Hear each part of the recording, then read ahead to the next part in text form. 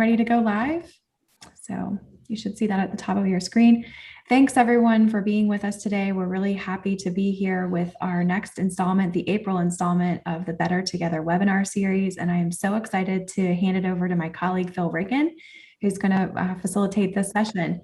Just as a reminder, this series was born in November of 2020 to really be able to tell the stories of collaboration in the Richmond region. So each month we invite our partners to come in and spend some time with us to talk about the opportunities that are out there, the exciting things that are happening in the region, and how it wouldn't be possible without collaboration. So today we've got a great story for you and a great program. So Phil, I'm going to turn it over to you.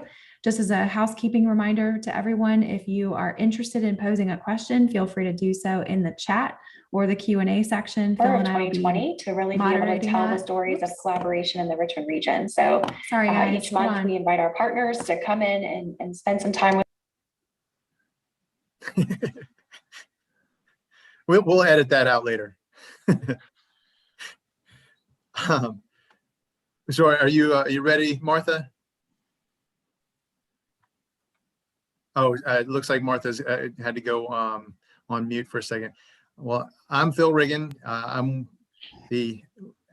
work for Plan RVA, and I'm mainly the bike ped planner for our office. With us today, we have Todd Ewer, the Assistant Director of the Department of Public Works for Henrico County, Clark Mercer, who is the Chief of Staff for Governor Ralph Northam, and John Lugbill, Executive Director for Sports Backers for like 3 decades now, something like that, close to it. We're talking about Fall Line, and I just want to give a little brief overview of Fall Line. I'm going to share my screen I'm actually going to go to the Sports Backers website that they created for Fall Line. I included that link in the chat. But this is a map I just wanted to show. We have other maps. VDOT's had maps. All of these. This is a generalized line that follows what VDOT did with their study. And there are parts of Fall Line that has been, I guess, begun. So, but the Fall Line is a result of a regional effort to develop and connect multiple active transportation projects and create a non-motorized transportation route. Generally follows along the north-south route 1 corridor between Ashland and Petersburg. The new name, Fall Line, was unveiled this past fall, back in October, by Governor Northam in Ashland. Some of the good assets of the trail: it connects 7 different localities between Ashland, Hanover, Henrico, the city of Richmond, Chesterfield, Colonial Heights, and Petersburg. There are about 24 public schools, 2 community colleges, 4 colleges and universities, 2 major regional trails, which is Virginia Capitol Trail and then the Appomattox River Trail.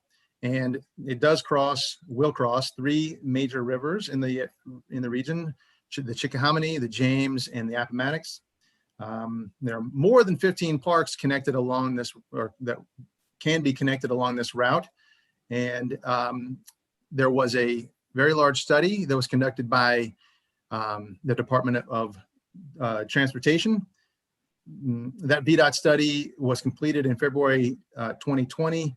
And it was basically to study this corridor. There was several different routes. The one that you're seeing right here is the route that VDOT settled on among, I think, 5 or 7 different options with varying routes That study included a stakeholder technical advisory group, an environmental agency working group, and essentially came up with this route.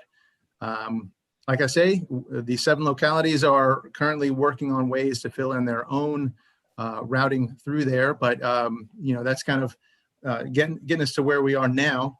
What I'm going to do now is have our panel introduce themselves, and you know, got a couple little questions, you know, you can answer as you introduce yourself. What will the Fall Line mean to the Richmond region, and what are you most excited about with the fall line? And I guess I'll go ahead and start with John, if you're ready, John. Yeah, thanks, Phil. For me, the Fall Line Trail has the opportunity to be transformative for our region. And that word's thrown out around a lot. And you certainly, trails are of value no matter where they go. But the fact that the Fall Line Trail goes right through the heart of our region, it goes through suburban areas, urban areas, rural areas. It really will be our spine of our active transportation network. But the reason it's going to be transformative is because it's going to drive economic development. There's going to be trail-oriented development along this trail. There's going to be restaurants and shops that purposely locate along this trail. There's going to be businesses that want to have their employees have the option of being on this trail. This is going to be significantly different than the Virginia Capitol Trail in that it will be all of the above. It will be transportation. It'll be recreation. It will be tourism. It will be working on equity issues in some of the neighborhoods it goes through. But it's going to be transformative. It's going to be the most transformative. And you mentioned earlier that I've been at Sportsbackers 28 years, and it'll be the most transformative thing I work on during my whole time there. Awesome. Thank you, John. Todd, are you ready? Yes, thank you, Phil. So to sort of add on to what John was saying, we definitely see the transformative opportunities of this trail, and I have been beat by a few years. I've been at the county for over 30 years now, and was involved in the Capitol Trail, and the county's, I think, done a 180 on our perspective on trails as a result of the Capitol Trail.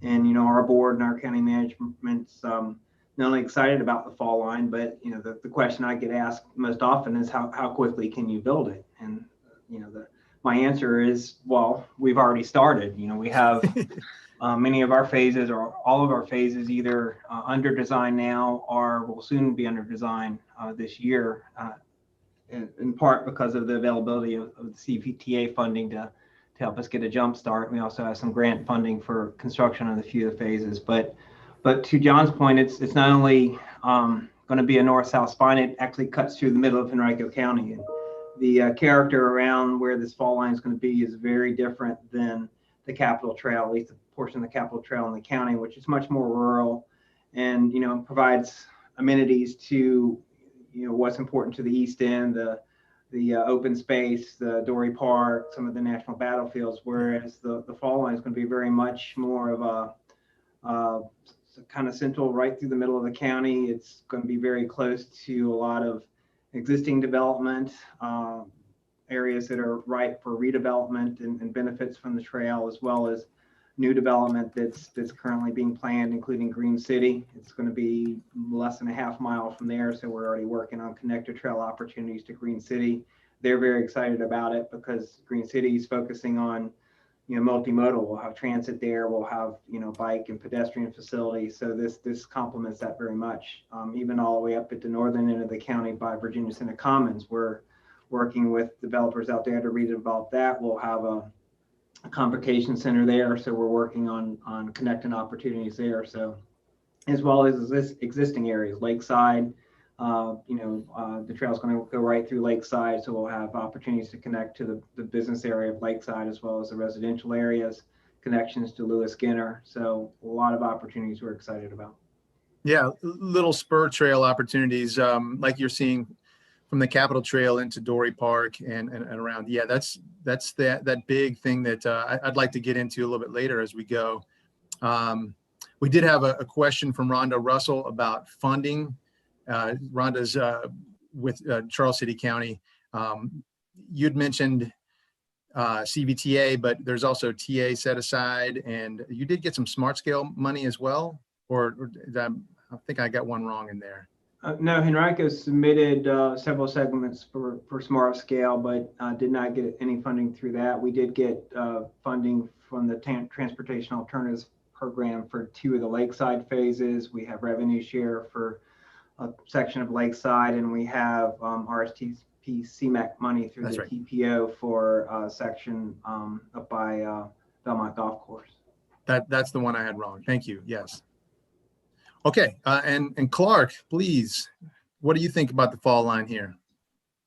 Yeah, well, thanks for having me on. And I think John and Todd, Phil, you guys have all hit on the salient points. I would just, thank you for your, longtime commitment to the region. And if it weren't for sports backers and Phil with the different hats you've worn and our localities for stepping up, this wouldn't get done. And, we have 4 years in office, the governor does, and the clock starts ticking the moment he takes office. So having this thing be highlighted to us and having the governor's commitment to putting a big dent in it in terms of funding and finding the different, funding streams for it. Obviously the CVTA coming online, and as a region needing to be able to identify a regional project is a big opportunity, but we're looking at, federal dollars, the various pots and acronyms, Phil, that you mentioned that are state or regional, and obviously all the localities going through their budgets. I mean, all the different localities, you talk to them, all have a little bit of different posture towards why this is important to them. But I'm excited. I'm in the car right now, and I thought, man, maybe I should try to get a babysitter to go pick up my son. But I'm going to be getting my son and daughter from school this afternoon. I happen to live in Ashland, and when this trail is more complete, being able to get on a path with them and ride our bikes, but also folks can go back and forth to work. Connectivity to commerce, and also seeing folks that are from the region that aren't from my hometown of Ashland is important to me.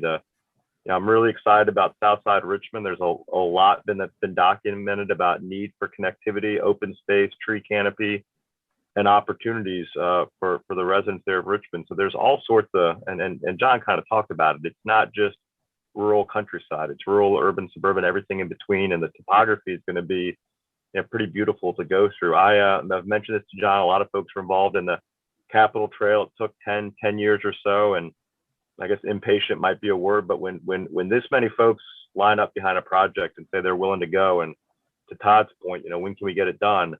That should tell us at the Capitol that we need to pay attention to this and avail ourselves of resources to get as much done as we can while we can. And so that's kind of my charge to our team. Just had a call this morning to go through the various sections and making sure we're on track to get a lot of this funded and on its way to being built by the end of the year. In my mind, projects like this, you wish it could be done so quickly, but the idea that a trail like this takes several decades, or could take several decades, like the Capitol Trail did, is the reality. It looks like Clark might be getting some passengers here.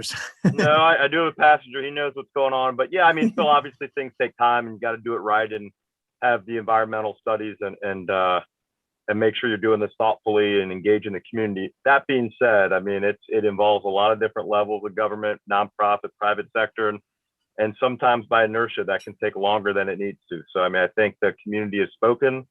I've heard nothing but, positive reactions to this throughout all the different local governments. And so, you get pulled in a lot of different directions, but, you gotta focus on some things. And, rather than doing 10 trails and getting a 10th of them done and take 30 years to get them done, let's concentrate on a few that have widespread support and, financial backing, and let's see what we can get done in a shorter time frame. Well, so I had a series of questions that I was going to ask you guys to expand on, and I'm looking into our chat here. Looks like, thank you, Todd, for answering Rhonda, and yeah, we'll get into some of the questions later. I wanted to start off though, John, if you're ready. I wanted to see, you'd already touched on one of these, but so can you talk about sports backers' efforts, in helping develop Fall Line and get the ball rolling with this? Yes, the Fall Line Trail really was an outgrowth of our working with different jurisdictions with their bike and pedestrian plans. And so we were part of an internal work group with Henrico County looking at opportunities across the county to improve bike and pedestrian connectivity. We were part of the city of Richmond's bike ped master plan. We were part of the bikeways and trails plan in Chesterfield County. We helped put in and really review an active living chapter of Hanover County's master plan. We were part of City of Petersburg's basically bikeways and trails connectivity plan that was added to their master plan. So we were aware of all these different plans, and you kind of looked at it and some of these lines all of a sudden started lining up. And it was part of our job to think about how does a potential trail connect to other jurisdictions. And it just started to make sense. Like these things just like lined up. And so we worked with all 7 jurisdictions and said, hey, what about having this be a trail? And amazingly, everybody was on board. This didn't take a year. This was multi-years Right. in the discussions and getting in all the plans. But then I have to say one of the best meetings I've ever had was with Clark Mercer and Secretary Valentine and Deputy Secretary Nick Donahue. We went in and met with them about having a corridor study. And I think they were shocked that we had all 7 jurisdictions on board, and we were shocked that they had funding available to do this study. And in less than 30 minutes, we walked out of there with a commitment to do the study and to really work. They started talking about funding opportunities and how this could get funded. So again, one of the best meetings I've ever had, and part of it was because so much groundwork was laid in advance. The jurisdictions were, I think, very happy to know that their sections actually added up to something greater, and that people talk about whether jurisdictions work together well as a region. Well, I can tell you they love to work well as a region when it's to their benefit, and that is exactly what this is. Each individual section's an awesome trail. And I've been out and walking and checking out all the different sections. They're all great trails, and they would have been great as individual parcels. But together, it's going to be that much better, and it's going to be, really transformational because of the connectivity across the whole region. And John, I'll pick up to fill in a little bit there. In the region, and you guys found this out, I think, as you had gone and helped so many of the localities with their plans. Not all the counties, not all the localities and cities had plans that were right along the corridor we're looking at, but there were pieces and parts that could be assembled, right?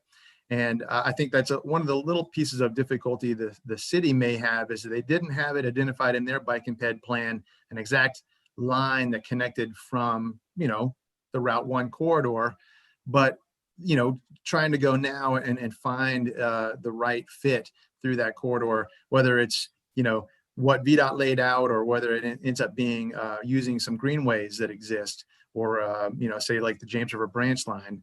But, where. So Phil, if I could, Yeah. just because I'm pretty familiar with the city's plan, the city's plan lays out pretty extensive bike ped infrastructure along this corridor. Having it be a trail as opposed to a sidewalk or bike lane is a huge step up and is way more expensive, but is also just an unbelievable opportunity.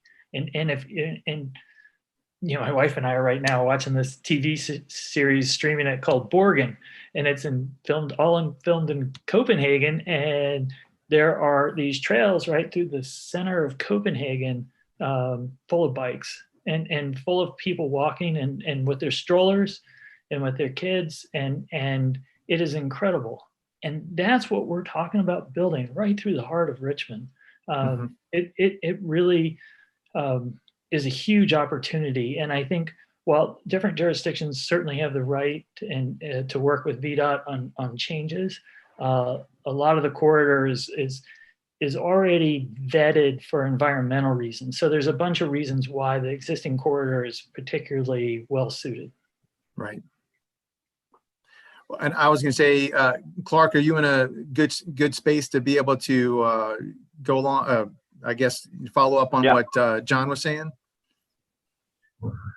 I am. I mean, I think there's a saying that I use in our office a lot, a quote from Shawshank Redemption, the movie there, and at the end, Morgan Freeman's character is talking about how Andy Dufresne broke out of Shawshank, and he's relating it to Andy's love of geology, and he talks about it's all it took is time and pressure, that and a big poster, right? Because he put the poster on his cell wall, and so that's, I think, whether it's for us, whether it's the Medicaid expansion, whether it's been raising the minimum wage, criminal justice reform, or building a bike trail. I mean, I really do believe if you keep up the time and the pressure, and you keep a topic front and center on folks' minds, like John has been doing, like Todd, Phil, like you've been doing, working with the localities, going to them year after year, making the case. It's not just a bike trail, right? I mean, it's not just, I mean, it is going to be a bike trail. It's going to be great for biking, but it's so much more. And then there's going to be an opportunity. You're either going to have the right folks in place in an administration, or you're going to have some money become available when the economy gets better. But there's going to be a time, and I got to just tell you, if that prep work had not been done, this wouldn't be happening. Because the table was set for the right folks to be around the table when John came there, and for the financial picture to be such that we could make the case. But I just can't kind of underscore enough, it's a lot easier case for us to make when the localities are all in and they're stepping up and everyone has some skin in the game, and there's a lot more that you can leverage. So that's, just kudos to John and the stakeholder groups. When I moved to town, there had been a walking tour of the what they call the Trolley Line, and this is literally from the Ashland to Richmond, the Main Street station. That was the old trolley line. That's how they ran electricity into the town of Ashland. They ran it on the trolley line itself, and when the trolley was out of service, you didn't get any electricity to the town. So, I mean, folks have been kind of talking about this for years and building grassroots support so that it wasn't a novel concept when it came time to make these decisions to move forward.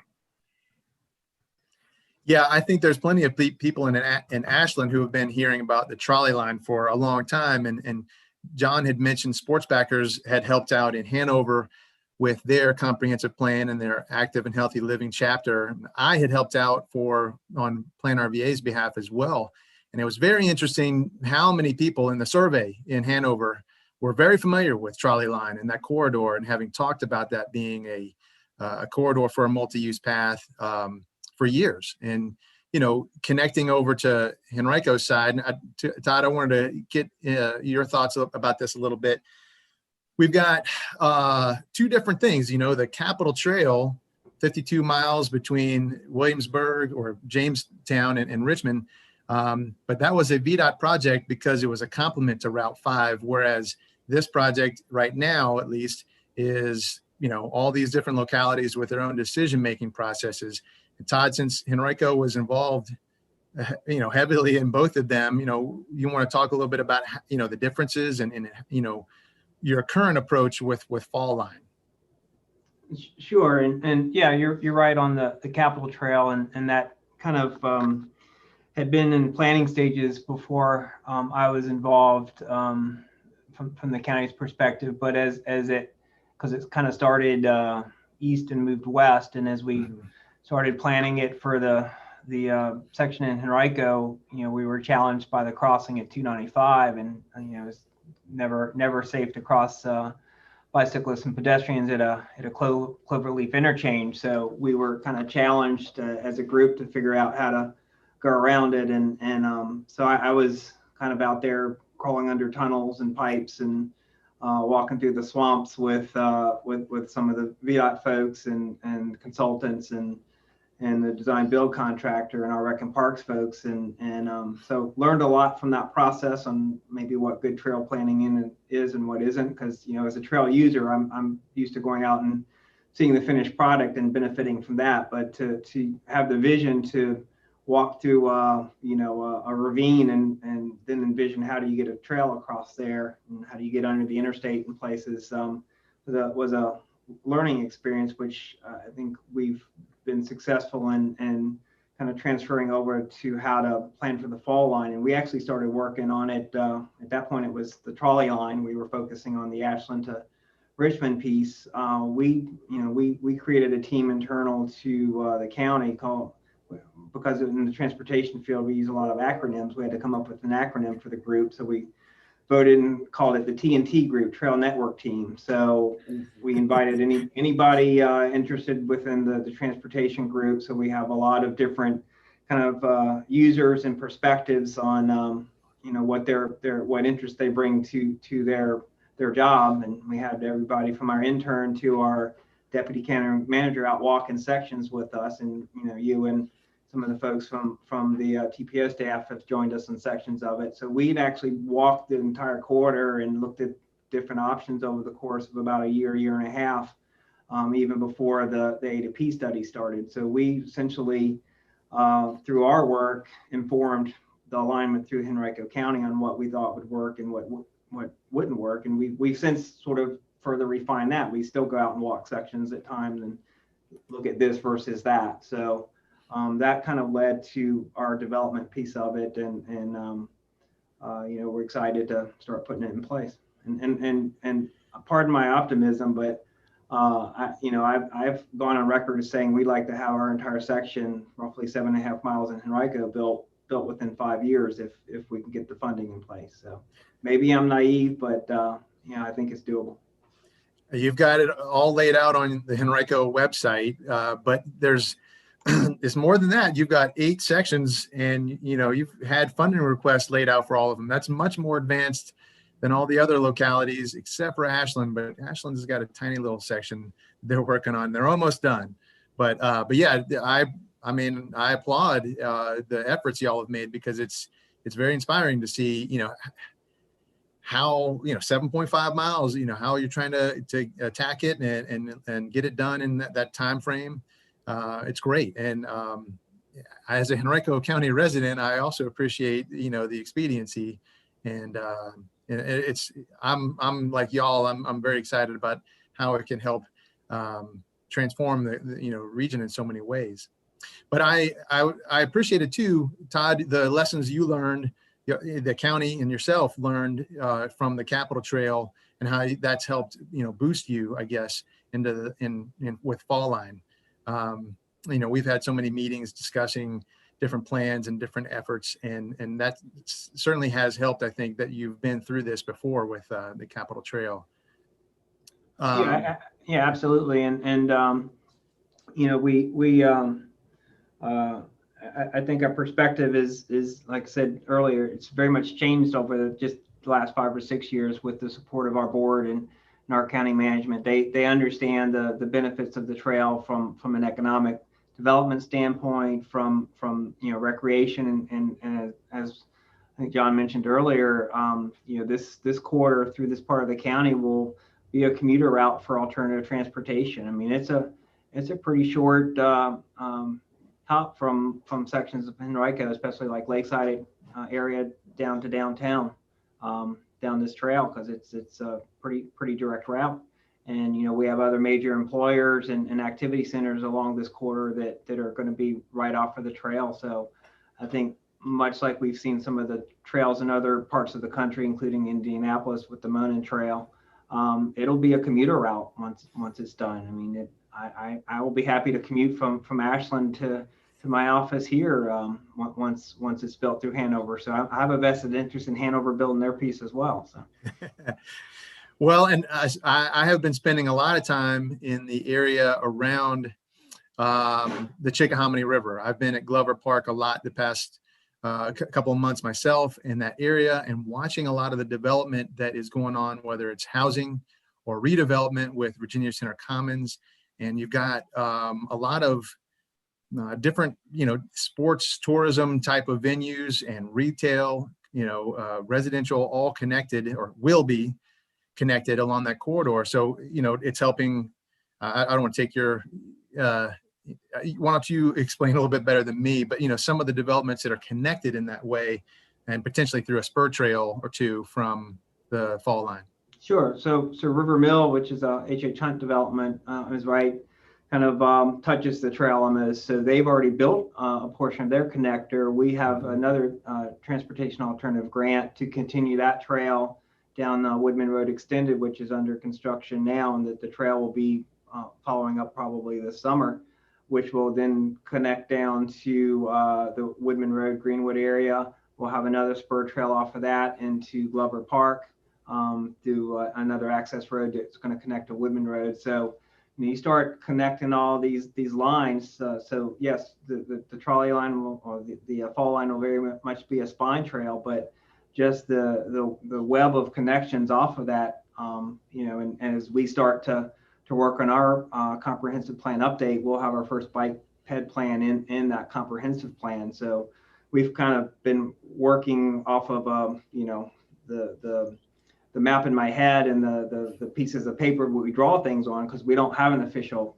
bike ped plan. So I know we're kind of last of the bigs in the region to do that, but there's benefits to that, because now we know what to connect to. We know where to go from there. So all these lines are starting to come together, and then we'll tie into the effort that you're leading down at the TPO for the regional bike ped plan, and look at those connectivity options between City of Richmond, Hanover, and jurisdictions all around us. So we think the timing actually is very good for that. Yes, I appreciate that. Yeah, it's very good. Well, Clark, I think I've been in my job since 2016, but I've been involved in outdoors and hiking, biking, all kinds of things like that for much longer, history as well. And it was interesting. I think it's been at least 5 years since you and I first started talking a little bit about the opportunity of Trolley Line up in Ashland and connecting all the way down into the city. But, do you want to talk a little bit about, your experiences with trying to, spread the word and see Sure. about, starting this? Sure. Well, I moved from Northern Virginia down to the Richmond area 10 years ago and worked for a number of summers and a year at the Urban Land Institute, which is one of the land use think tanks that founded the term smart growth many, many years ago. And that phrase can kind of mean whatever you want it to mean, right? So but one of the projects I worked on was a grant from the Robert Woods Johnson Foundation to highlight developments around the country that were building pocket parks and emphasis on open space, and that developers could get a higher return on investment by not building necessarily as dense developments and leaving some open space. And so traveled the country and wrote about some different developments, and we had a national symposium on sidewalks. We had I forget the guy's name, but he was called the Johnny Appleseed of sidewalks, and spent a year pulling people together to talk about it. So kind of with that bit of background, moved to Richmond. And I remember, Todd, meeting with you and your team probably 5 or 6 years ago, kind of with my just my locality hat on. I had and volunteer hat. I still remain the president of the Ashland Theater Foundation, which is a old Art Deco theater in the town of Ashland that we renovated and raised money for. And a group of us were kind of looking for our next project, and we were pretty jazzed up about this. But when we sat with you, Todd, and your team, I mean, you guys had all the maps and the oversized handouts and had thought through all the different connections. And at that time, we were talking about St. Joe's Villa and the golf course and all these different options of different communities that could get connected. So, I mean, Joel Street is a neighbor of ours. He runs the bike department out at REI, and we've been in touch with REI corporate to support part of the trail. But, as a bike enthusiast, he had done a community trail walk, 10 years ago in Ashland. So I got excited about it, just thinking about starting a family and not being as nimble on a bike as some of you. And I'm not going to get on the old Route 1 in Hanover and come to Ashland Coffee and Tea that way. I mean, I'll walk to Ashland Coffee and Tea, but I thought, this would be a fun thing for me to be able to enjoy with my family. And so I got involved in it more from a locality point of view, and then was fortunate enough to work for Governor Northam when he was lieutenant governor, and stay with him now when he's governor. So, lucky to be in a position where, I think I can effectuate some of what we are doing moving forward. So from a timing perspective, kind of just got lucky that this was something that was on my radar screen, and then moving positions, and having a secretary of, Valentine. She's done a lot with rail, and there's been a lot of discussion in the Richmond area and in Ashland. I think Ashland's come up a couple times through transportation with how to negotiate rail through the town, respecting that it's truly a transit-oriented development, kind of built along the tracks, and folks like that. And so just it's been a convergence of kind of where I live and what my personal interests are, and then also just leveraging the support that we've talked about here. So there's certainly no shortage of people who have been asking about the trolley line for much longer than just the past 5+ years that I've known about it. Guys like Champ Burnley, some of the local advocates have been talking about it for a much longer period of time than that. But it is such an intact corridor. The trolley line itself, from at least from Lakeside up to to the town of Ashland, is so clear. But yeah, that that opportunity to connect through there and the history of it. I mean, I still keep trying to, in my head, write all the interpretive signs that we could include along there about some of the historical connections through there. Some of the, it's been 100-something years since there was the streetcar through there, but like you say, that's how the power got to Ashland.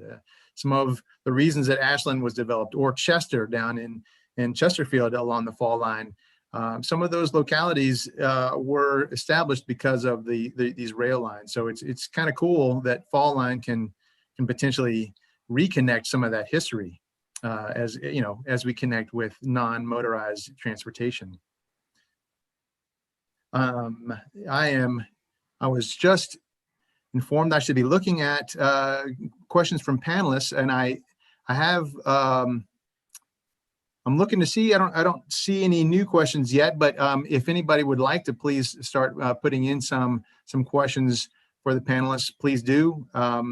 We can either read them here, or if you would prefer, I can even hook you in to ask them yourself.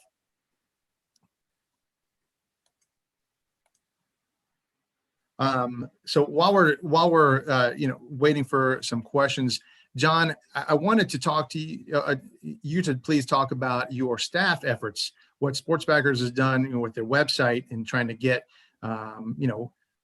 some design guide information and things like that together for the development of the trail. Yeah, we worked with Plan RVA to develop a logo for the Fall Line Trail. Actually, the name and the name too, yeah. And it was a process where we had to incorporate local user groups as well as the 7 localities, and I think the Fall Line name is awesome. I actually have my shirt on, so I guess I can show the Fall Line logo there. I got my pin. Yeah. So I think it turned out great, and that's just the start. Sportsbackers helped create the Virginia Capitol Trail Foundation. We were the fiscal agent when they first started.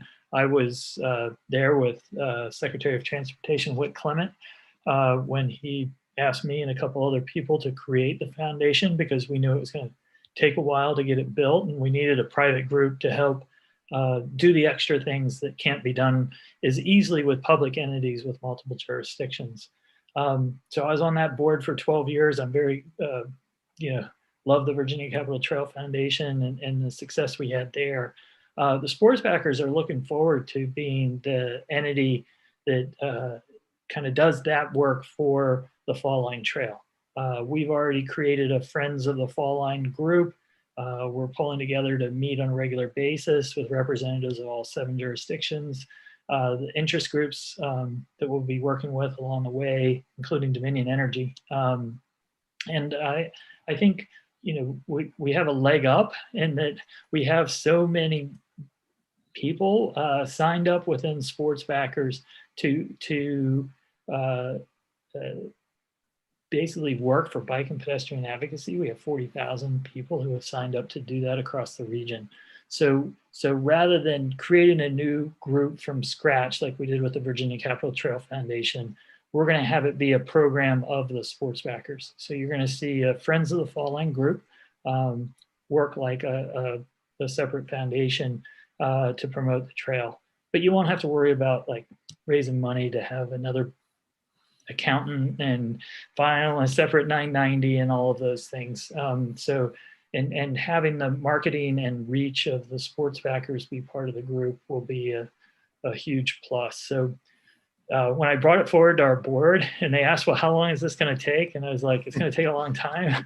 And how much of a commitment is it? And we don't know. At first it was a little, they looked back at me a little funny, but then, the board unanimously approved it and is full bore behind it. And so the Fall Line Trail will be one of our major initiatives. And we look forward to really ramping up our efforts to promote the trail and help support it. We've had to be, like any regional entity, very much in step with the jurisdictions along the route. And so, that takes some time. It's 7 different jurisdictions and the state. So it takes some time to do that. So we have been patient.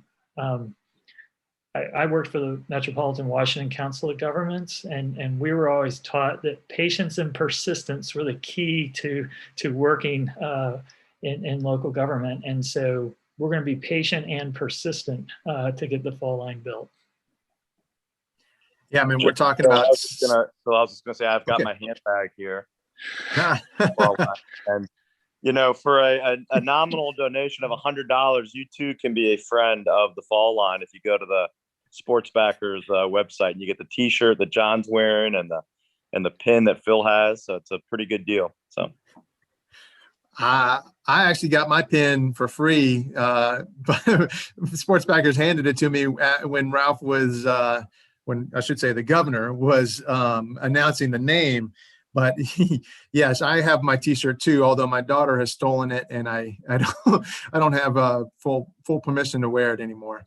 But yes, that's it is good to be helpful, and contribute a little bit. I was laughing a little bit too, because with the Fall Line, the discussion when we were having these. When we were meeting as a group to go over the potential names and the variety of names, John, you were there for all those meetings when we were, talking about what the potential names, scratching names off the list, themes and so on.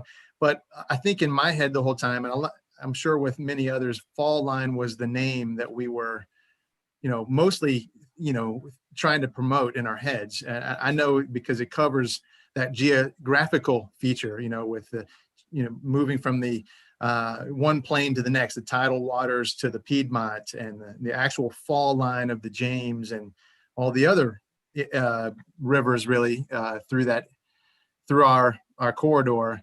But being able to also refer back to potential like rail lines. I mean, we are talking about a trolley line, and we are talking about the rail line in Chesterfield. So being able to at least call in some train thoughts as well, rail to trail kind of thoughts. Yeah, with the name, there was multiple things that kind of stood out as being special for our region, and there's a lot of rail to trail conversions across the country, and so our region was actually the first place where electric streetcars existed. So we had the first electric streetcar in the country here. So we have a long history. It's something really to celebrate. But when we came down to it, the rivers were hugely popular with everybody we surveyed. The special geography of our area was also really important. And so we wanted to have a name that kind of went along with that. And I think by calling it a line, it appeals to the railroad history, and so it's pretty neat. I think as a whitewater paddler myself for decades, the Fall Line runs up and down the East Coast, but there aren't trails named the Fall Line, and yeah. So I think it is really a neat way to call out to our rivers. To our rail corridor history. So the names really worked out. Now it's funny because the ad firm that we hired to do the work is called Dotted Line. And so I always wonder if Fall Line and Dotted Line weren't a little, Dotted Line didn't have that enter their minds a little bit. But we couldn't have been happier. They were wonderful to work with. They were really good at getting everybody's input and weren't, they didn't dominate the discussions. They facilitated the discussions and they just did a great job. Yeah, and I was going to say, the sports backers y'all have developed a website, and I'm in my head. I'm like, is it falllineva.org? Yes. All right. So there's 3 L's in a row. So don't get lost in there. But yeah, falllineva.org. And I did link that in the chat for anyone.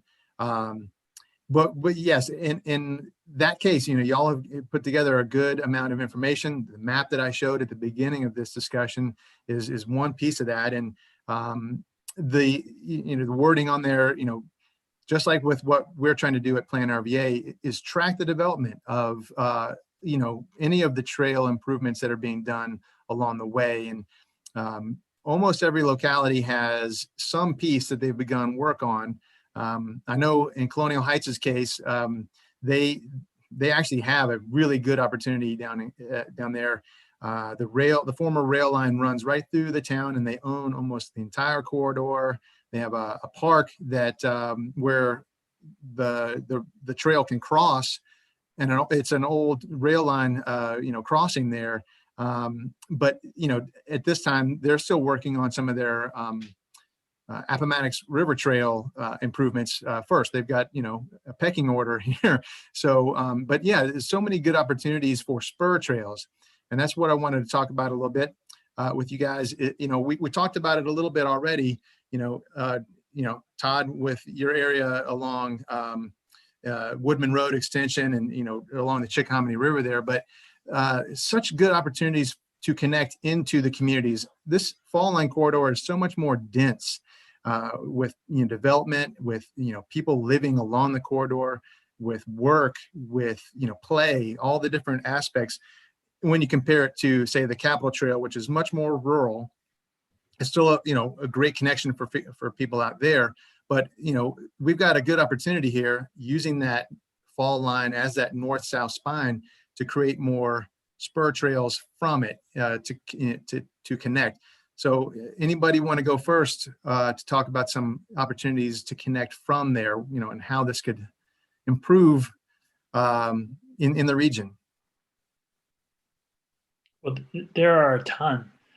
So when we did the Petersburg bike and pedestrian plan for the comprehensive plan, this was kind of like the gateway to that plan. So the center of their plan revolves around the bridge coming into Petersburg.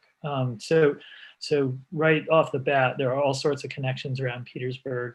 Obviously, the Folar Trail, the Lower Appomattox River Trail, is a major connection, and there's trails already built, and there's new trails being built you'll be able to connect over to Hopewell and connecting west to Lake Chesden. Just really, and Chesterfield has all sorts of action going on their side as well. And then the Virginia Capitol Trail, there's a connection downtown that the city of Richmond already has a transportation alternative grant to improve the connection between where the trail, the Fall Line Trail will be, and the Virginia Capitol Trail. So Henrico will have a great connection back to more trail heading to the east. And that's where regional planning is so important, that these things cross lines. And then in Hanover, there's a trail proposal on the Chickahominy in their master plan, which would be an awesome trail heading west and just really beautiful terrain. And then in Henrico, Todd's mentioned a bunch, but I'll add that there's a wonderful possible connection to J. Sargent Reynolds Community College that is so important. The trail goes right through Virginia Union, right next to VCU, goes through Virginia State's campus down to the south. I mean, the connections are just unbelievable. And in Chesterfield, they already have a work group working on spur trails. So Stuart Connick in the Parks and Rec department is leading that effort. And you mentioned Colonial Heights. They own 10 miles of the right of way. They bought a section from CSX. So they own land well up into Chesterfield County. Right. So, it really is pretty amazing. You go to that Lakeview Park and Colonial Heights, it's beautiful. Yes. And that's where the Fall Line Trail is going to cross. I mean, it's really beautiful. And so these connections are going to be spectacular. Yeah, they Shepherd Stadium's not far from there. I mean, I can imagine, riding down and, going to watch a ball game and riding home or something. It's a good opportunity for a lot of people in that corridor to do something without having to be in your car, or maybe ride to the extra train station. I didn't even mention all the James River Park trails and the James River Branch Trail and all the future things as well. So yeah, it's just it's just going to be an amazing connection to just tremendous amount of resources. Anybody else want to talk about spur trail opportunities or connections? I'll hit on a little bit more. I mentioned some of them, and John mentioned a couple of opportunities. I mean, we're probably ahead on some of the spur trail sections in terms of getting those programmed and built, as opposed to some of the actually spine trail itself, which is fine, because this still will provide access in the meantime. But we worked with VDOT several years ago on Hilliard Road, which fronts Belmont Golf Course, to kind of look at a roadway reconfiguration.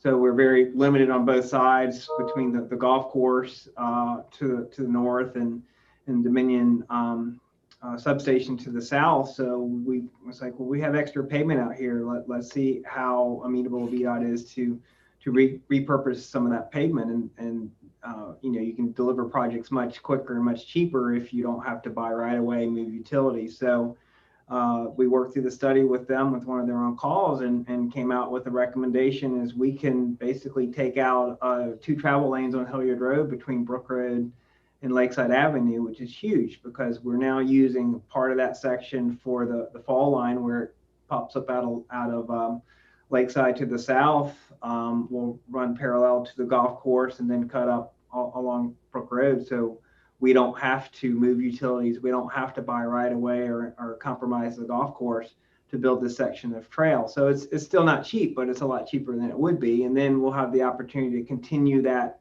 trail on in some fashion to get over to the Lakeside business area to Lewis Skinner.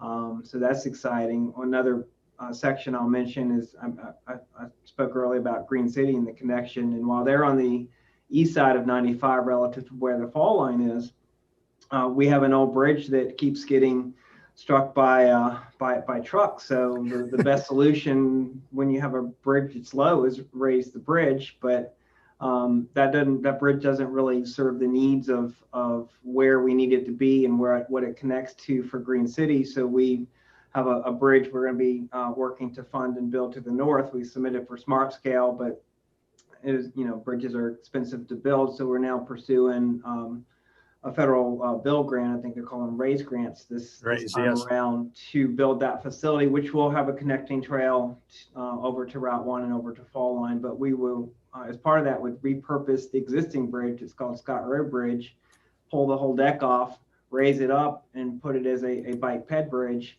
to connect between Green City over to the Fall Line. And that would be dedicated just to bikes and pedestrians, which is an exciting opportunity and be kind of a gateway into the Henrico Richmond area from the north with a big pedestrian bridge. I've already proposed putting a big emblem on there of Pocahontas and Fall Line or whatever else we can come up with, which would be kind of a signature, showing off the Green City kind of northern Henrico area. Yeah. I would just say, it's, obviously Ashland's one of the Main Street community, and, kind of examples that John and Todd have given. I mean, we did last summer kind of a drive-in bike show breaking away at the theater, and had a bike valet and had folks come in that took old Route 1. But, our family goes on adventures, like we call them adventure weekends. And we want to explore in the RVA area, and almost every one of them necessitates getting in the car and going somewhere. And the beauty of this is it's not going to necessitate doing that. I mean, how many adventures did you all just talk about that are we're gonna be able to get to by just accessing this trail? And that's what's so neat about this. And it's, for folks anywhere in the region that can get onto it through one of these spurs, going to school. I mean, it's just you just had a laundry list, and it wasn't just a couple things to justify building this. It was just dozens and dozens of and runs all the gamut from entertainment to education to work. So that's an exciting thing to think about, having all these adventures accessible to you in the Richmond region. And look, I've done a bunch of the Richmond region type training classes and leadership classes, but there aren't that many great examples of the region truly coming together with each of the jurisdictions stepping up and being part of the solution, having this many opportunities. And I'd be hard pressed to find a better example of a regional project than this. So Excellent. We're running low on time, but I do have a hand up over here with Neil. You ready to? I'm going to go ahead and give Neil a chance to ask his question. Hey, folks, thanks so much, John, for this webinar. I've lived in Virginia, in the Richmond area since 1995, and really this whole process really kind of confused me. So thank you for shedding light to this. As a local government person, sort of in Goochland County, when I hear alternative transportation, my mind goes to, okay, we're trying to alleviate pressure off of the main thoroughfares for things like folks going to work. And while I see, I think you were just speaking a little bit to this, but and I apologize, I joined about 15 minutes late, but are there statistics that show like what % of these trails we use for people commuting to work that would normally be going from cars and things like that?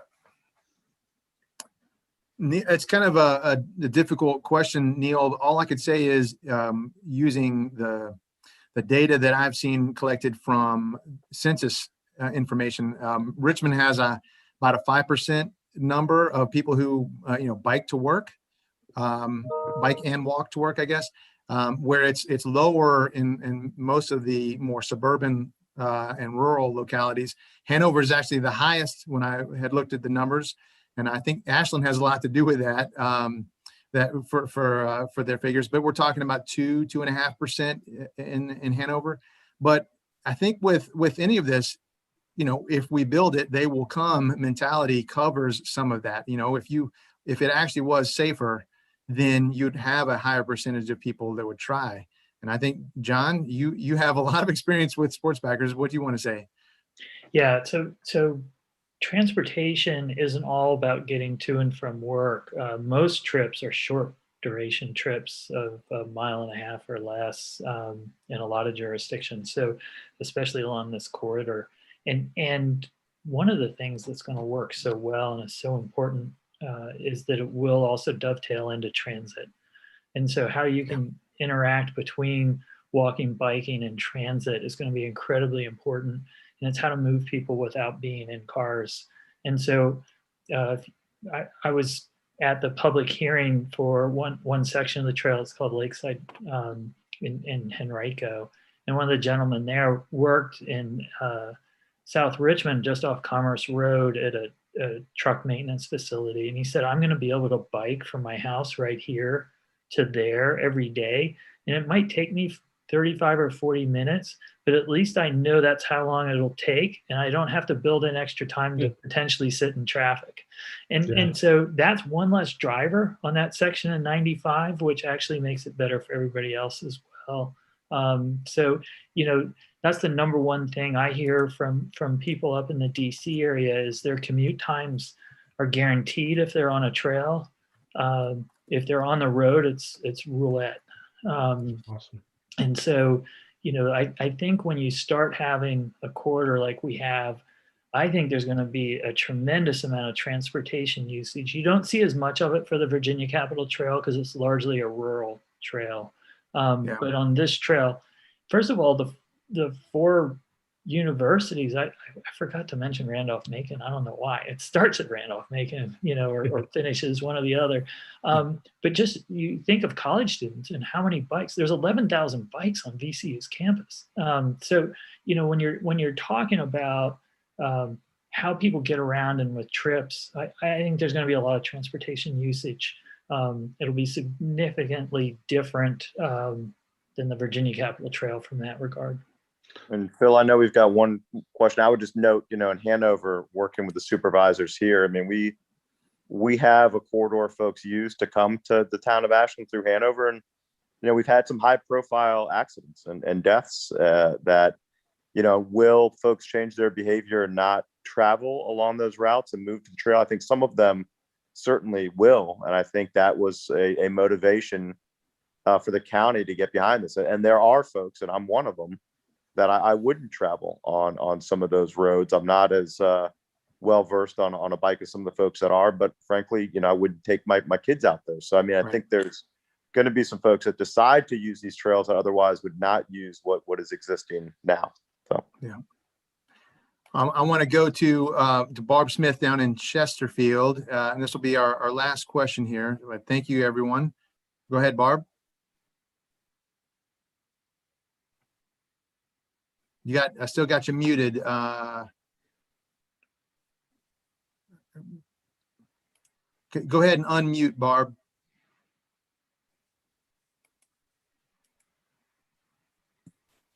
There we go. Go ahead, Barb. No? Hey, Phil. Oh, yes. I'm we're sorry. I was Go ahead. multitasking. How can I help you? Oh, I saw that you had your hand up. Oh, I'm sorry. I didn't mean to do that. So everything is covered in Chesterfield. That's the answer, right? All right. Well, that's all the time we had for everything today. I really appreciate John, Todd, Clark, Martha, everybody for participating and joining us. It's all the time we had for this 6th installment of the Better Together series. And thank you very much for the questions, for joining us. Everybody, have a safe day.